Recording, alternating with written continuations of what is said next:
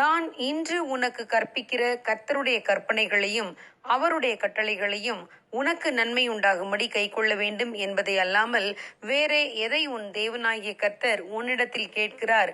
உபாகமம் 10வது அதிகாரம் 13வது வசனம். ரேஸ்கார் வீரர் பில் வுகோவிச் என்பவர் இண்டியானாபோலிஸ் 500 என்ற புகழ்பெற்ற கார் பந்தயத்தில் 1953 மற்றும் 1954 ஆகிய 2 ஆண்டுகளிலும் பதக்கம் வென்றார். அவரை போல ஓரிருவர் மட்டுமே சாதனை புரிந்திருந்தனர்.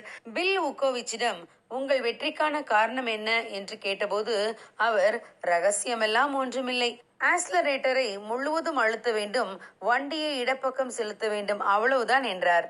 கார் பந்தயத்தில் ஜெயிப்பதற்கு கார் ஓட்டுதலில் அடிப்படையான காரியங்களைத்தான் தான் செய்வதாக வுகோவிச் கூறினார். ஆம் பிரியமானவர்களே, இதை போலவே ஆவிக்குரிய காரியங்களிலும் மிகவும் அடிப்படையான காரியங்களை நாம் கவனமாய் செய்ய வேண்டும் என்று தேவன் எதிர்பார்க்கிறார்.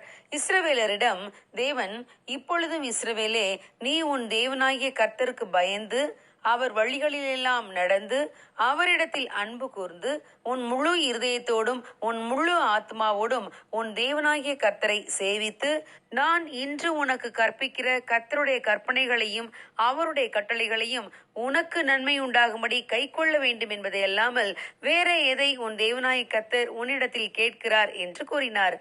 வெற்றியுள்ள ஒரு கிறிஸ்தவ வாழ்க்கை வாழ்வதற்கு நாம் செய்ய வேண்டிய காரியங்களாக தேவன் நம்மிடம் எதிர்பார்க்கும் அடிப்படையான காரியங்கள் என்னவென்றால், தேவனாகிய கர்த்தருக்கு பயப்பட வேண்டும், அவர் வழிகளில் நடக்க வேண்டும், அவரிடத்தில் அன்பு கூற வேண்டும், முழு இருதயத்தோடும் தேவனை சேவிக்க வேண்டும். இவைகளை நாம் நமக்கு நன்மை உண்டாகும்படி செய்ய வேண்டும் என்று தேவன் எதிர்பார்க்கிறார்.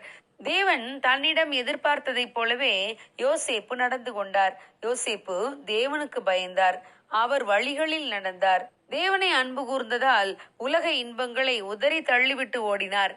எல்லா சூழ்நிலைகளிலும் கர்த்தரையே சேவித்தார். தேவன் எதிர்பார்த்த இந்த அடிப்படை ஆவிக்குரிய குணாதிசயங்கள் யோசேப்பிடம் இருந்ததால் தேவன் யோசேப்பை எகிப்து தேசத்துக்கே அதிபதியாக உயர்த்தினார். ஆம் பிரியமானவர்களே, நாம் தேவனுக்கு பயந்து அவரை சேவிப்பதை அல்லாமல் வேற எண்ணத்தை அவர் நம்மிடம் கேட்க போகிறார். ஆகவே நாம் நன்றாய் இருப்பதற்கு தேவனுக்கு பயந்து அவரை நேசித்து சேவிப்போம். God bless you. Have a blessed day.